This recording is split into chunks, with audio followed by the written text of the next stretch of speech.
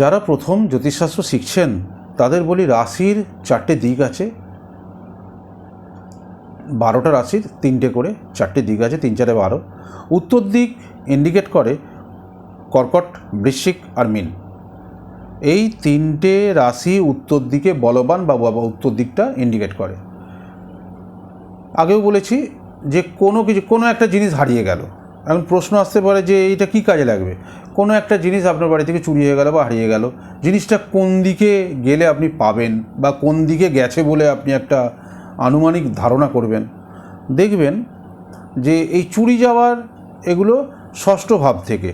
তাহলে যদি দেখেন ষষ্ঠ ভাবটা এই উত্তর দিকটা ইন্ডিকেট করছে, এর সঙ্গে কিন্তু আরও অনেক ভাব আছে, যাই হোক ভাব আছে, গ্রহ আছে, অনেক কিছু ক্যালকুলেশন আছে, সেগুলো আমি পরে আস্তে আস্তে করে বোর্ডে যখন বোঝাবো।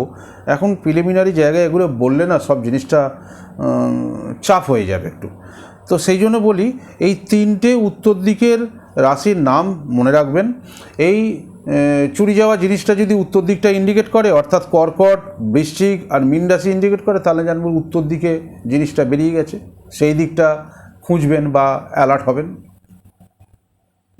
এই 3টে উত্তর দিকের বলবান রাশি বা ইন্ডিকেট করা যে রাশি 3টের নাম কোথায় পাবেন? একটা বই রেকমেন্ড করছি, এডিএন পদ্ধতিতে ভাগ্যবিচার, প্রথম খণ্ড। এই বইটার 33 নম্বর পাতায় পাবেন। এটা দেবসূর্য পাবলিকেশন কর্তৃক প্রকাশিত।